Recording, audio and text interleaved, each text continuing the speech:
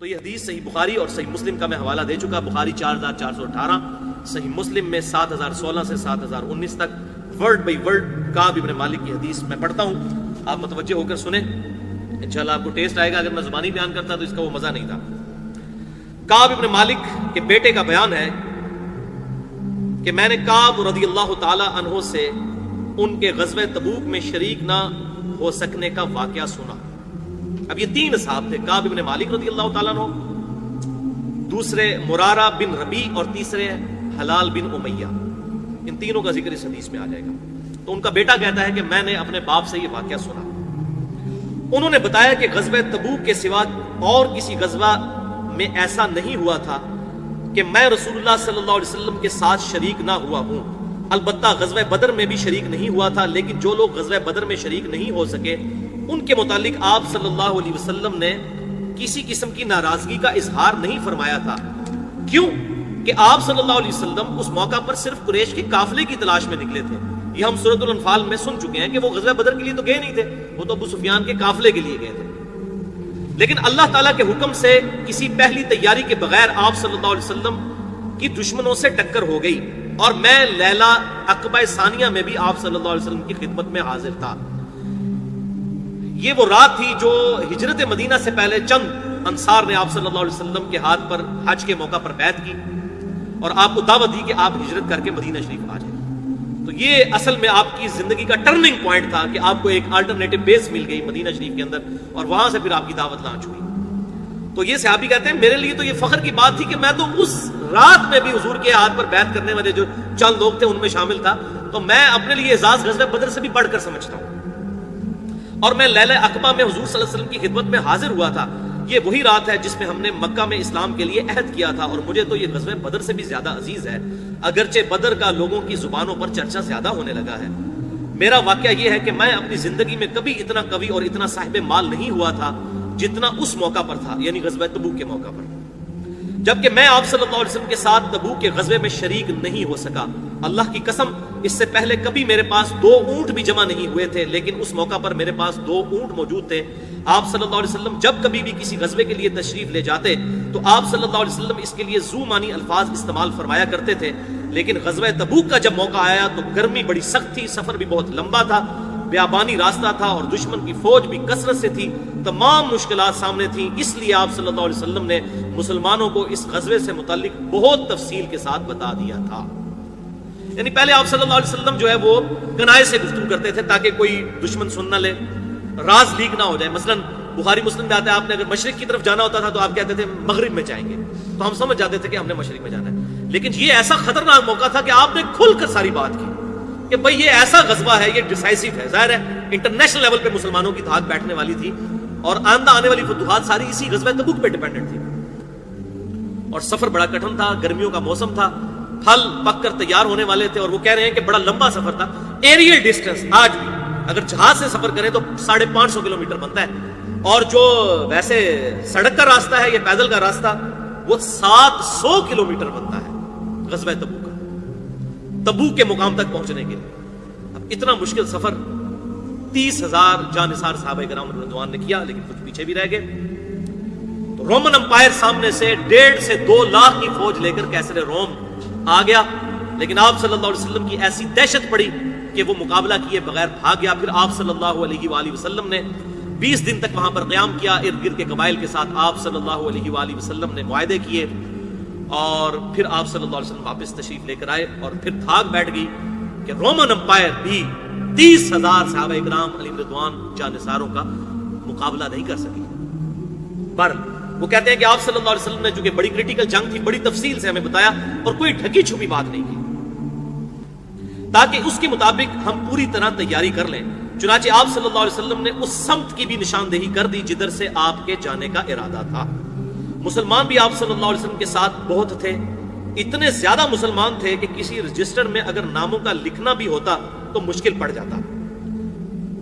کوئی بھی شخص اگر اس غزوے میں شریک نہ ہونا چاہتا تو وہ یہ خیال کر سکتا تھا کہ اس کی غیر حاضری کا کسی کو پتہ نہیں چلے گا. 30,000 لوگوں میں نہ کوئی کیمرے ہیں، نہ کوئی اس طریقے سے سسٹم ہے کہ آپ کسی کو وہ ڈیٹیکٹ کر سکیں اس حوالے سے کہ یہ فلاں آیا یا فلاں نہیں آیا. تو کہتے ہیں کہ اگر کوئی جان بوجھ کر بھی چھپ جاتا ہے اتنے ہزاروں کے مجمع میں تو پتہ نہ چلتا، سوائے اس کے کہ اللہ تعالیٰ وحی کے ذریعے آپ صلی اللہ علیہ وسلم کو آگاہ کر دیتا۔ ہاں اللہ تعالیٰ بتا دیتا تو یہ پتہ چل جاتا۔ تو اس حدیث سے یہ بات بھی پتہ چلی کہ صحابہ کا یہ عقیدہ تھا کہ آپ صلی اللہ علیہ وسلم کو اللہ کی طرف سے وحی کے ذریعے کو غیبی خبر پتہ چل جائے تو چل جائے، ورنہ آپ صلی اللہ علیہ وسلم خود سے غیب کو حاصل نہیں کر سکتے تھے۔ اس فرق کو سمجھ لیجئے۔ اور میں نے اسی حوالے سے 2 گھنٹے کی گفتگو کی ہے، مسئلہ نمبر 6A کے نام سے علم الغیب سے متعلق فرقہ وارانہ نظریات کا تحقیقی جائزہ۔ اس میں نے یہ حدیث کوٹ کی ہے غزوہ تبوک والی، یہ کہ صحابہ کا کیا عقیدہ تھا کہ اللہ تعالیٰ بتا دے تو پتہ چل جائے، ادروائز آپ صلی اللہ علیہ وسلم سے اگر کوئی چھپنا چاہتا تو وہ چھپ سکتا تھا۔ اور اس کا ذکر سورہ توبہ میں بھی آ چکا ہے کہ اے نبی آپ کے سامنے جھوٹی قسمیں کھائیں گے، آپ تو ان سے راضی ہو جائیں گے لیکن اللہ راضی نہیں ہوگا ان سے۔ تو اس کی غیر حاضری کا کسی کو پتہ نہیں چلے گا سوائے اس کے کہ اس کے متعلق اللہ تعالیٰ وحی کے ذریعے آگاہ کر دے۔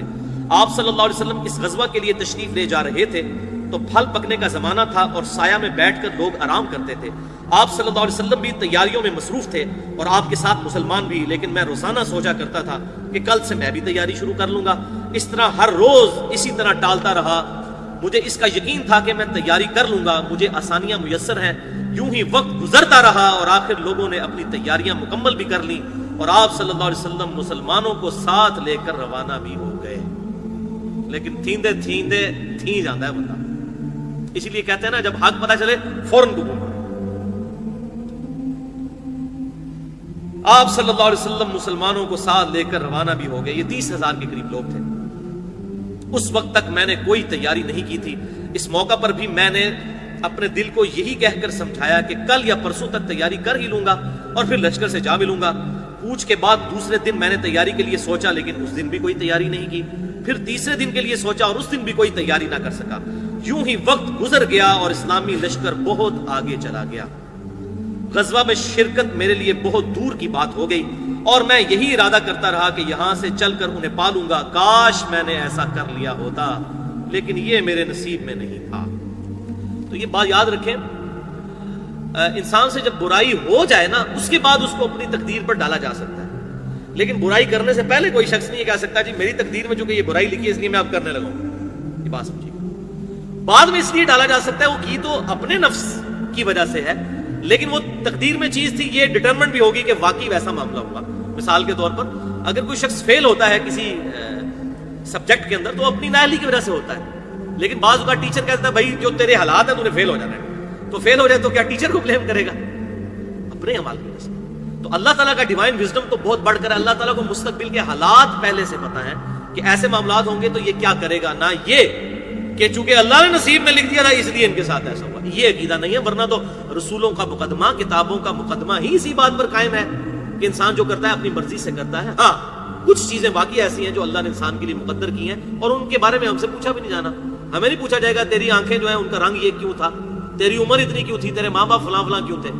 یہ تقدیر سے متعلق ہم سے سوال نہیں ہونے۔ ہاں جن چیزوں کا اللہ نے حکم دیا ہے، نماز پڑھو، حرام سے بچو، یہ ساری چیزیں ہمارے اختیار میں ہیں، ان کا ہمیں جواب دہی کرنی ہوگی، اللہ کے حضور پیشی ہوگی۔ تو کہتے ہیں میرے نصیب میں نہیں تھا۔ آپ صلی اللہ علیہ وسلم کے تشریف لے جانے کے بعد جب میں باہر نکلتا تو مجھے بڑا دکھ ہوتا، کیونکہ یا تو وہ لوگ نظر آتے تھے جن کے چہروں سے منافقت ٹپکتی تھی، یا پھر وہ لوگ نظر آتے تھے جنہیں اللہ نے معذور اور ضعیف قرار دے دیا تھا۔ تو یہ بڑی امبیرسمنٹ ہے۔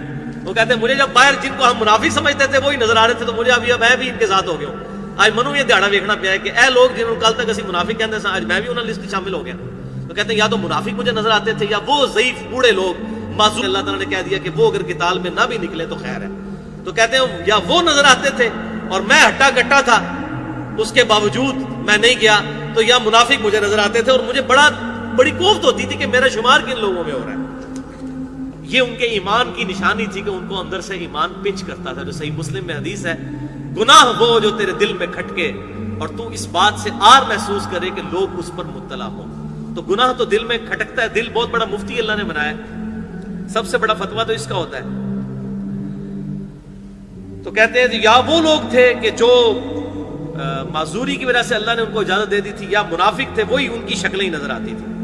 آپ صلی اللہ علیہ وسلم نے میرے بارے میں کسی سے کچھ نہیں پوچھا تھا، لیکن جب آپ صلی اللہ علیہ وسلم تبوک پہنچ گئے تو وہیں ایک مجلس میں آپ صلی اللہ علیہ وسلم نے فرمایا کہ کعب نے کیا کیا.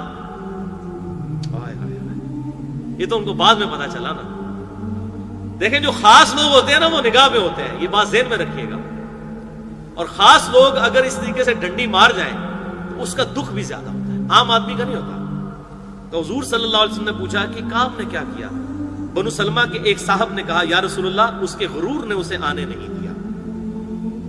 صحیح مسلم میں حدیث ہے تکبر یہ نہیں کہ تم اچھا لباس پہنو یا اچھے دکھو, اللہ بھی خوبصورت ہے اور خوبصورتی کو پسند کرتا ہے. تکبر یہ ہے کہ تم دوسروں کو حقیر سمجھو اور حق بات سے اناد کرو. یہ حق بات سے اناد تھا, رسول اللہ صلی اللہ علیہ وسلم کا ساتھ نہ دیا. تو اس وجہ سے انہوں نے کہا اس کو تکبر نے آمادہ کیا. اس پر معاذ بن جبل بولے تم نے بری بات کہی. تو معاذ بن جبل نے کہا کہ نہیں, یہ کسی کے ایک واقعے سے اس کی پوری زندگی زیرو تو نہیں ہوگی, وہ کامل الایمان ہے, اب کہیں نفس کے غلبے کی وجہ سے ہو گیا. اور ہمارے مولوی کیا کرتے ہیں, کسی کی ایک ایک بات پکڑ کے نا پورے لیکچر لوگوں نے ریکارڈ کرائے ہوتے ہیں. کچھ مولویوں کا کام ہی ہے ایک ایک دو غلطیاں پکڑی ہوئی ہیں, پورا لیکچر ریکارڈ کرایا ہوتا ہے اور کہتا ہے یہ تو گمراہ ہو گیا, یہ تو دوست کی ہو گیا. حالانکہ یہ جو مولوی اس قسم کی حرکتیں کر رہے ہیں, میں ان کا پوسٹ مارٹم کروں تو میں ایک ایک نہیں ان کی 100 باتیں نکال لوں. لیکن اس طرح نہیں ہوتا کہ کسی کی ایک یا دو غلطیاں پکڑ کے آپ اس کو زیرو سے ملٹیپلائی کرتے ہیں. ایک یا دو غلطیوں کی وجہ سے تو پھر صحابہ کے ساتھ بھی آپ دیکھ لیں کیا ہوا. تو معاذ ابن جبل نے فوراً صفائی دی کہ نہیں, اگر یہاں نہیں آیا تو باقی مارکوں میں تو ساتھ ہی تھا, تو تم ایسی بات نہ کرو, تم نے بڑی بری بات کی ہے. یہ بات کہہ معاذ بن جبل بولے تم نے بری بات کہی. یا رسول اللہ صلی اللہ علیہ وسلم اللہ کی قسم ہمیں کعب کے متعلق خیر کے سوا اور کچھ معلوم نہیں. تو انہوں نے گواہی بھی دے دی کہ یا رسول اللہ صلی اللہ علیہ وسلم میں گواہی دیتا ہوں کہ وہ ایمان والا ہے. لیکن آپ صلی اللہ علیہ وسلم خاموش رہے. آپ نے نہ تصدیق کی, نہ ان کو کچھ کہا, نہ ان کو کچھ. ظاہر ہے حضور کو دکھ تو تھا کہ اس نے کیا کیا. اس چیز کو میں بھی فیل کر سکتا ہوں. جو یہ ہمارے ریگولر لسنر ہے لیکچر میں جب نہ آئے نا, مجھے بھی بڑی اس وقت تکلیف ہوتی ہے. اگر کوئی عام آدمی نہیں آتا خیر ہے. تو یہ دعوت کے میدان میں جو بندہ جڑتا ہے نا, اس کو یہ بات پتہ چلتی ہے کہ جو خاص لوگ ہیں ان سے کیوں سرزنش ہوتی ہے, پھر ان سے سختی بھی ہوتی ہے. اللہ رسول اللہ صلی اللہ علیہ وسلم نے کچھ نہیں فرمایا اور خاموش رہے. جب مجھے معلوم ہوا کہ آپ صلی اللہ علیہ وسلم واپس تشریف لا رہے ہیں تو اب مجھ پر فکر سوار ہوا اور میرا ذہن کوئی ایسا جھوٹا بہانہ تلاش کرنے لگا جس سے میں کل آپ صلی اللہ علیہ وسلم کی ناراضگی سے بچ جاؤں. اپنے گھر کے ہر عقل مند آدمی سے اس سے متعلق میں نے مشورہ کیا, لیکن جب مجھے معلوم ہوا کہ آپ صلی اللہ علیہ وسلم مدینے سے بالکل قریب تشریف لا چکے ہیں تو غلط خیالات میرے ذہن سے نکل گئے اور مجھے یقین ہو گیا کہ اس معاملہ میں جھوٹ بول کر اپنے آپ کو کسی بھی طریقے سے محفوظ نہیں کر سکوں گا. بس یہی ان کا ٹرننگ پوائنٹ تھا, ورنہ منافق ہو جاتے ہیں. چنانچہ میں نے سچی بات کہنے کا پختہ ارادہ کر لیا. صبح کے وقت آپ صلی اللہ علیہ وسلم تشریف لائے. جب آپ صلی اللہ علیہ وسلم کسی سفر سے واپس تشریف لاتے تو یہ آپ کی مبارک عادت تھی کہ آپ صلی اللہ علیہ وسلم پہلے مسجد میں تشریف لے جایا کرتے تھے اور 2 رکعت نماز پڑھا کرتے تھے, پھر لوگوں کے ساتھ مجلس میں بیٹھ جاتے تھے. جب آپ صلی اللہ علیہ وسلم اس عمل سے فارغ ہو چکے تو آپ صلی اللہ علیہ وسلم کی خدمت میں لوگ آنے لگے جو غزوہ میں شریک نہیں ہو سکے تھے اور قسم کھا کھا کر اپنے عذر بیان کرنے لگے. یعنی وہی منافقین جو سورہ التوبہ میں ذکر آیا ہے, 11واں پارہ شروع سے ہوتا ہے کہ ان قریب یہ قسمیں اٹھا کر کہیں گے یا رسول اللہ میری بیوی بیمار تھی, یا رسول اللہ میرا بچہ بیمار تھا, یہ تھا وہ تھا. تو یہ تو آپ کو راضی کر لیں گے لیکن اللہ کو راضی نہیں کر سکتے. اللہ کو تو پتہ ہے یہ جھوٹ بول رہے ہیں. لوگ قسمیں کھا کھا کر اپنے عذر بیان کرنے لگے اور ایسے لوگوں کی تعداد 80 کے قریب تھی. آپ صلی اللہ علیہ وسلم نے ان کے ظاہر کو قبول فرما لیا اور ان سے عہد لیا, ان کے لیے مغفرت کی دعا فرمائی اور ان کے باطن کو اللہ کے سپرد کر دیا. آپ صلی اللہ علیہ وسلم کی یہ شفقت تھی. آپ نے کہا ٹھیک ہے چھوڑ دیں گے سب کو, اور دعا بھی کر دی ان کے لیے. یا رسول اللہ آپ اندر چور بھی تو سب کے تھا نا, یا رسول اللہ دعا کرو, ہمارے لیے دعا بھی کرو. اب دعا کس لیے کروا رہے تھے, پتہ تو تھا کہ غلطی کی ہوئی ہے. اور جو منافق تھے وہ یہ چاہتے تھے کہ تاکہ حضور کو یقین آ جائے کہ ہم آپ پر کامل الایمان مومنین میں ہم بھی شامل ہیں. تو آپ صلی اللہ علیہ وسلم نے سب کو رخصت کر دیا. اس کے بعد میں حاضر ہوا, میں نے سلام کیا تو آپ صلی اللہ علیہ وسلم مسکرائے اور آپ کی مسکراہٹ میں ایک ناراضگی اور طنز تھا. اللہ اس مسکراہٹ کی جو تکلیف ہے وہ حضرت کعب بن مالک نے محسوس کی. کہ وہ ہوتا ہے نا تنزیہ کسی پر مسکرانا کہ اچھا آگے ہو کعب تم بھی ان لوگوں میں شامل. اللہ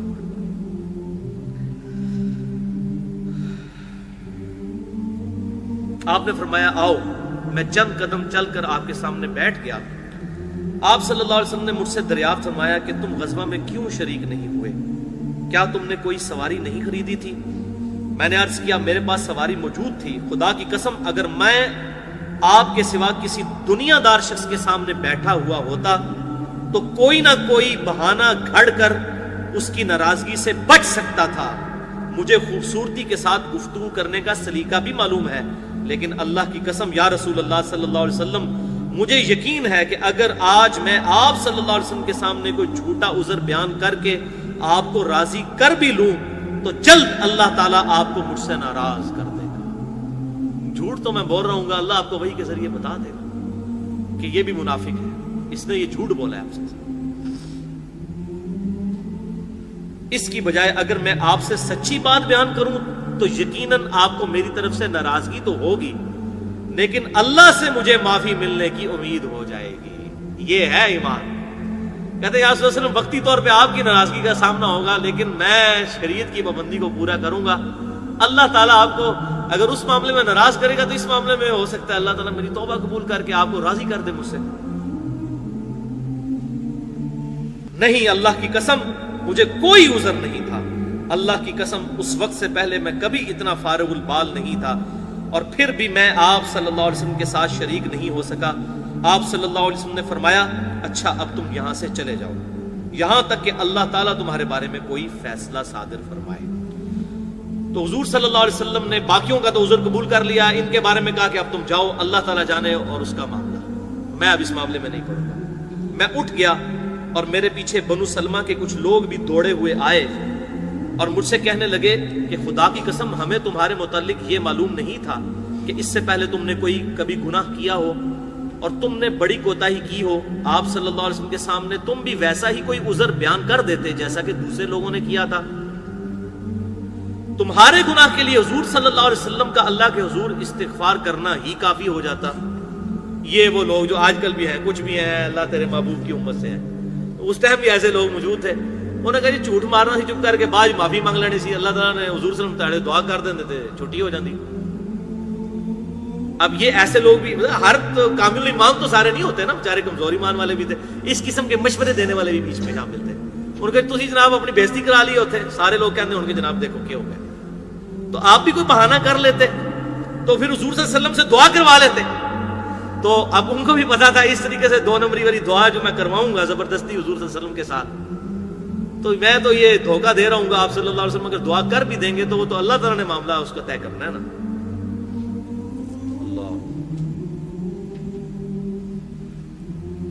تمہارے گناہ کے لیے آپ صلی اللہ علیہ وسلم کا استغفار ہی کافی ہو جاتا.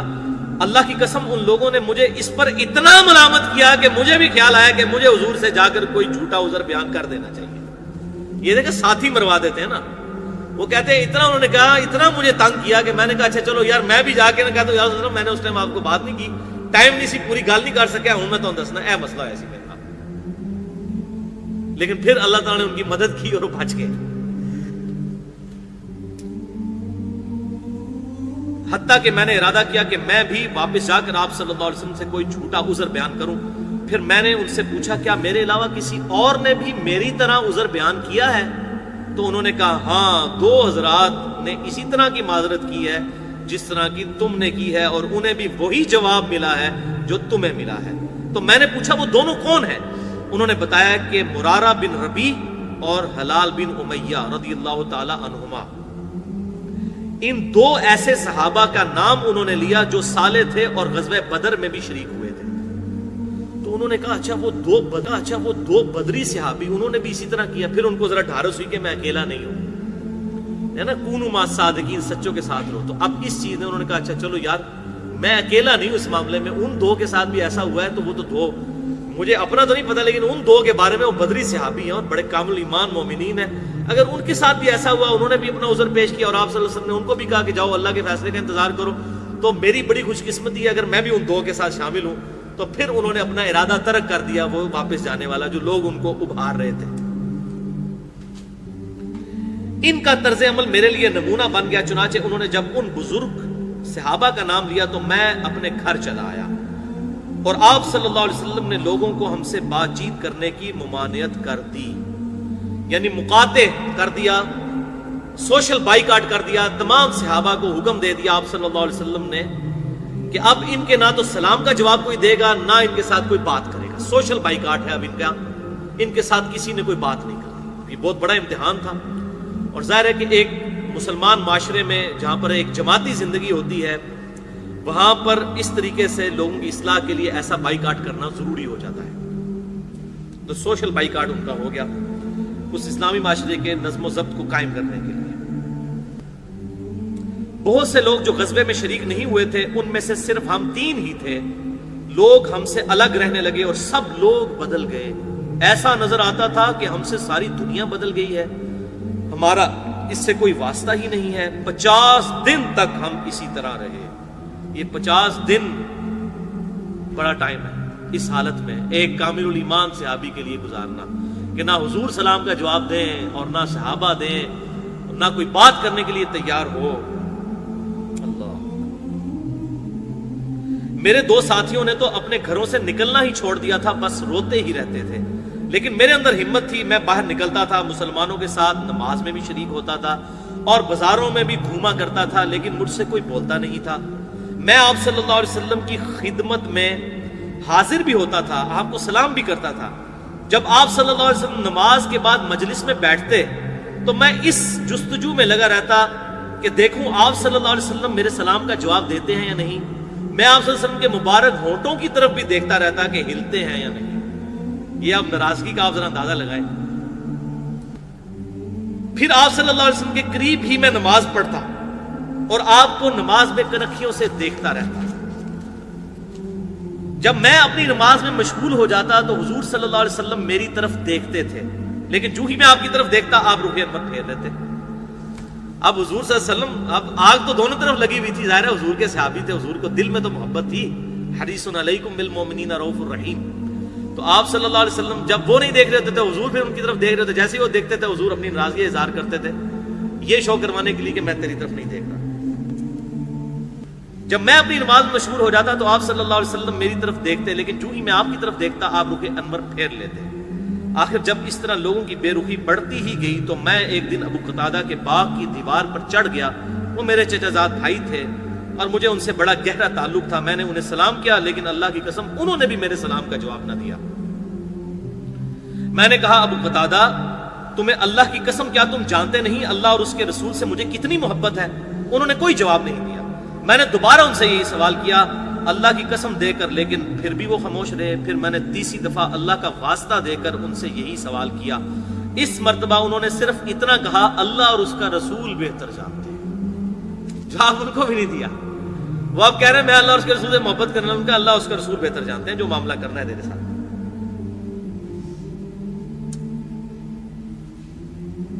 اس پر میرے آنسو پھوٹ پڑے، میں واپس چلا آیا۔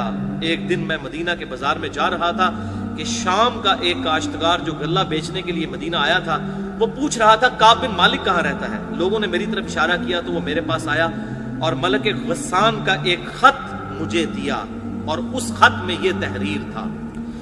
یہ غسان کا جو بادشاہ ہے یہ وہی تھا کہ جس نے حضور صلی اللہ علیہ وسلم کے ایلچی کو شہید کر دیا تھا، سیدنا حارث بن عبید کو۔ اس کا نام تھا شرابیل بن عمرو۔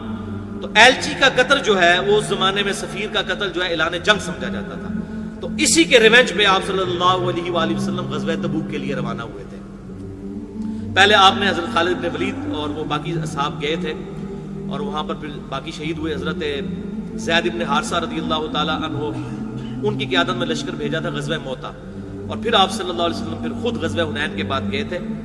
تو اس ایلچی نے اب دیکھا کہ کعب بن مالک کے ساتھ یہ معاملہ ہوا ہے، تو وہ دیکھے اس نے ادھر سے خط لکھا، کتنی اس کی جاسوسی تھی، اس نے وہاں سے خط لکھا اور اس خط میں لکھا تھا اما بعد مجھے معلوم ہوا ہے کہ تمہارے صاحب یعنی نبی صلی اللہ علیہ وسلم تمہارے ساتھ زیادتی کرنے لگے ہیں۔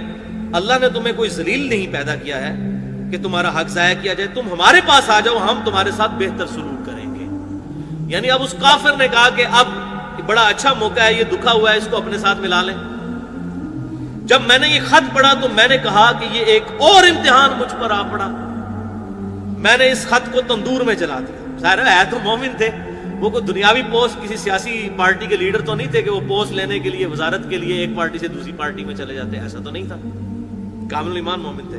تو انہوں نے وہ خط کو تندور میں ڈالا اور کہا یا اللہ اس حد تک صورتحال ہو گئی ہے کہ میں اتنا جو ہے وہ مردود ہو گیا ہوں لوگوں کی نظر میں کہ مجھے اب کافر بھی اپروچ کر رہے ہیں کہ آپ ہمارا آگے ہمیں جوائن کر لو.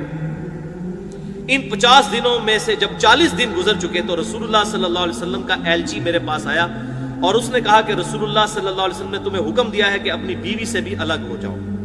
میں نے پوچھا کیا میں اسے طلاق دے دوں یا مجھے کیا کرنا ہے؟ تو انہوں نے بتایا کہ نہیں, آپ صلی اللہ علیہ وسلم نے صرف یہ کہا ہے کہ اپنی بیوی کے پاس مت جاؤ. میرے دونوں ساتھیوں کو جنہوں نے میری طرح معذرت کی تھی انہیں بھی یہی حکم بھجوا دیا. میں نے اپنی بیوی سے کہا کہ اب تم اپنے میکے چلی جاؤ اور اس وقت تک وہیں رہو جب تک اللہ تعالیٰ اس معاملے کا کوئی فیصلہ نہ کر دے. کعب رضی اللہ تعالیٰ عنہ کہتے ہیں کہ حلال بن امیہ جن کا مقاطعہ ہوا تھا, یعنی ان تینوں میں سے جو حلال بن امیہ تھے, وہ کہتے ہیں کہ وہ ایک بوڑھے شخص تھے اور کمزور تھے, ان کے پاس کوئی خادم بھی نہیں تھا. کیا اگر ان کی بیوی نے آ کر آپ صلی اللہ علیہ وسلم کی خدمت میں عرض کیا کہ کیا اگر میں ان کی خدمت کروں تو آپ ناپسند تو نہیں فرمائیں گے؟ اب دیکھیں بیویاں بھی بجائے اپنے خامند کا ساتھ دینے کے آپ صلی اللہ علیہ وسلم کے پاس گئی ہیں کہ یا رسول اللہ آپ اجازت دیں, تو میرا خامند تو بوڑھا ہے, اس کا بھی آپ نے بائیکاٹ کیا تو وہ بیچارہ بوڑھا آدمی ہے, وہ کیسے گزارا کرے گا؟ آپ صلی اللہ علیہ وسلم نے فرمایا کہ صرف وہ تم سے صحبت نہ کرے, یعنی ازدواجی تعلق قائم نہ کرے, ویسے تم دونوں ساتھ میاں بیوی رہ سکتے ہو. تو بیوی نے آگے سے عرض کی اللہ کی قسم یا رسول اللہ صلی اللہ علیہ وسلم میرا خامن تو کسی چیز کے لیے حرکت بھی نہیں کر سکتا جب سے آپ ان سے ناراض ہوئے ہیں. وہ دن اور آج کا دن 40 دن گزرنے کو ہیں کہ ان کے آنسو نہیں تھمتے. تو یا رسول اللہ علیہ وسلم بیوی کی اس کو کہاں سے ہوش, تو 40 دن سے اس کے آنسو نہیں. یہ ہے جناب جو بخاری مسلم کی حدیث ہے, تم اس وقت تک تم میں سے کوئی مؤمن ہی نہیں ہو سکتا جب تک کہ میں اسے اس کے ماں باپ اولاد اور سب لوگوں سے بڑھ کر عزیز نہ ہو. جو یہ اس کی پریکٹیکل مثال ہے.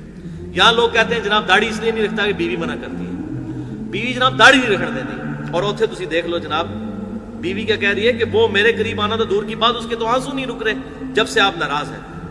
میرے گھر کے بعض لوگوں نے مجھے کہا, اب دیکھیں یہ پھر مشورہ دینے والے آ گئے ہیں, انہوں نے کہا کہ جس طرح حلال بن امیہ کی بیوی نے ان کی خدمت کی اجازت مانگ لی ہے تو تم بھی جا کر حضور سے اجازت لے لو کہ تمہاری بیوی بھی تمہاری خدمت کر لیا کرے. یہ مشورہ دینے والے جو لوگ ہوتے ہیں نا, اپنی طرف سے بیچارے مخلص ہوتے ہیں لیکن وہ کسی کا بیڑا غرق بھی ہو سکتا ہے اس معاملے میں. تو انہوں نے کہا اللہ کی قسم میں کبھی بھی رسول اللہ سے ایسی اجازت نہیں لوں گا. میں جوان ہوں, معلوم نہیں جب اجازت لینے جاؤں تو حضور مجھے کیا کہہ دیں کہ ہاں جی تنو تو اجازت نہیں ہو, تو بڑھا آدمی سی میں نے اس لیے اجازت دی, تو جوان آدمی 35 سال تیری عمر ہے تو کہہ رہا ہے کہ مجھے بیوی خدمت کے لیے چاہیے. اس طرح 10 دن اور گزر گئے, یعنی 50 دن. اور جب سے آپ صلی اللہ علیہ وسلم نے ہم سے بات چیت کرنے کی ممانعت فرمائی تھی اس کے 50 دن پورے ہو گئے. 50ویں رات کی صبح کو جب میں فجر کی نماز پڑھ چکا اور اپنے گھر کی چھت پر بیٹھا ہوا تھا,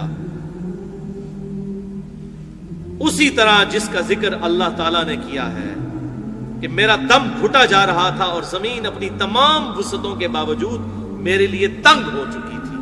وہ کہتے ہیں یہ حالت میری 50ویں دن تھی جو اللہ تعالیٰ نے ذکر کیا.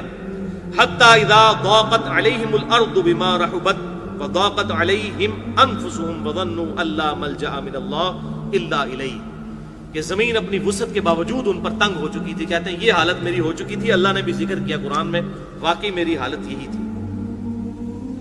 50 دن پورے ہو گئے, لیکن ان مع العسر یسرا, ہر مشکل کے بعد آسانی آ جاتی ہے. اب آسانی آئی تو میں نے ایک پکارنے والے کی پکار سنی, جبل صلا پر چڑھ کر کوئی بلند آواز سے کہہ رہا تھا اے کعب بن مالک تمہیں بشارت ہو. انہوں نے بیان کیا کہ یہ سنتے ہی میں سجدے میں گر پڑا اور مجھے یقین ہو گیا کہ اب مجھ پر فراخی آ جائے گی, تنگی کے بعد آسانی.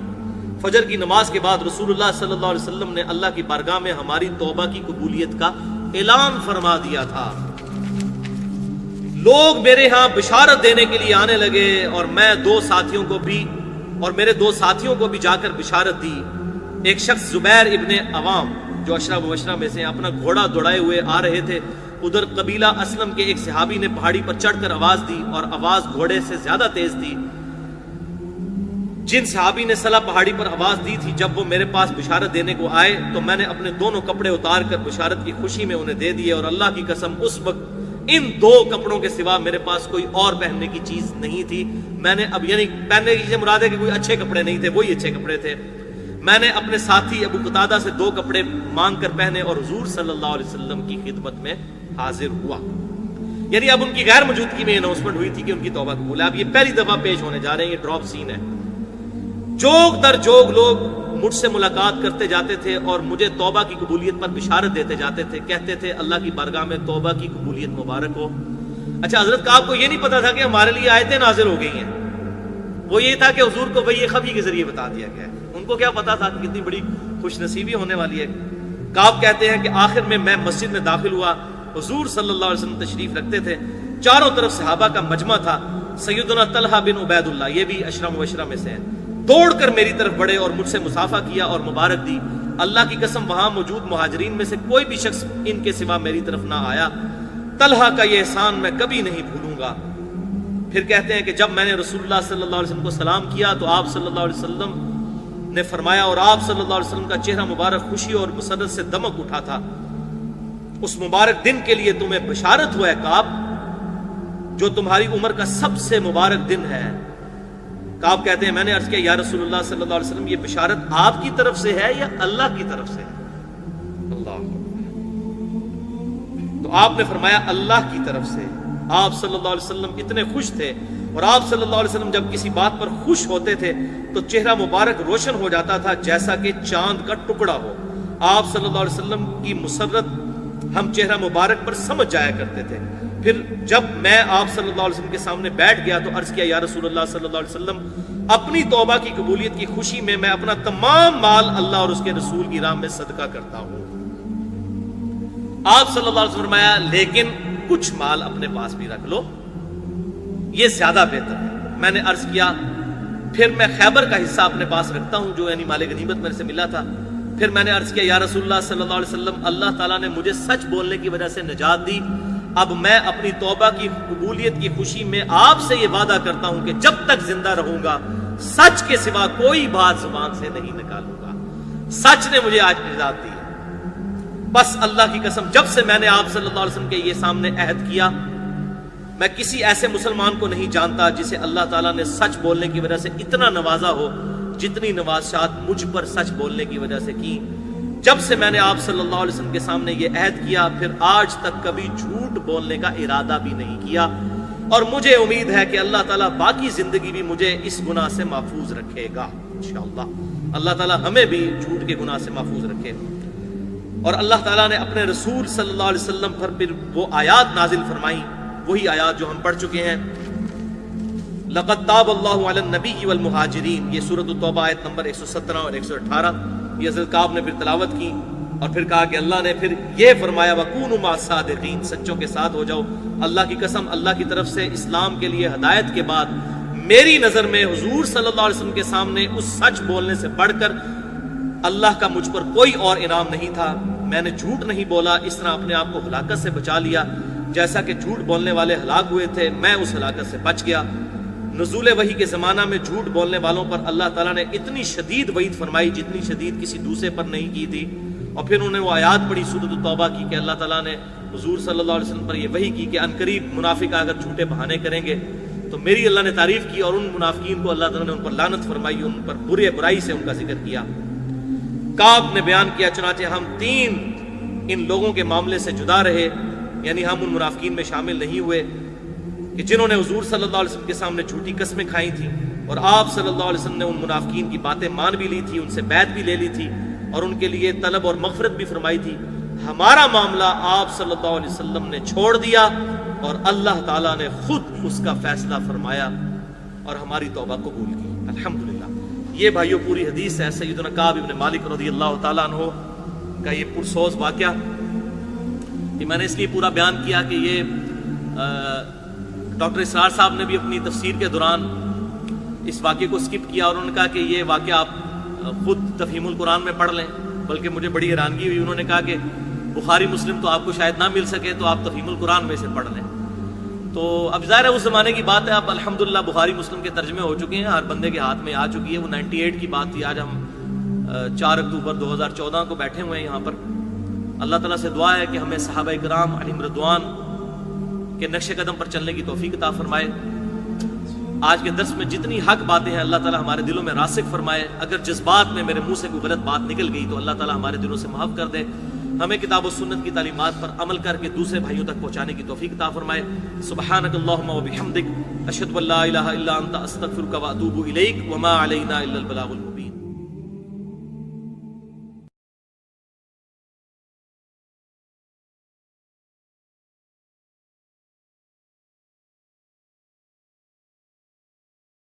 بچڑ گیا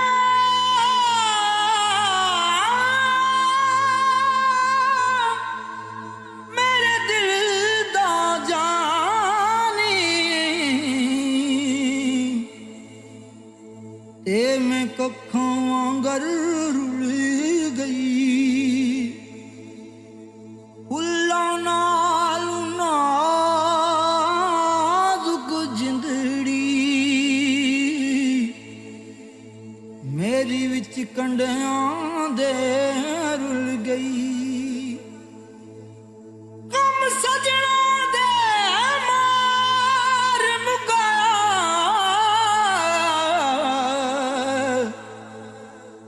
تے میں اتھروں بن کے ڈل گئی. ایک مایا تیری یاد نہ بھلدی باقی ہر شے جگ دی بھول گئی.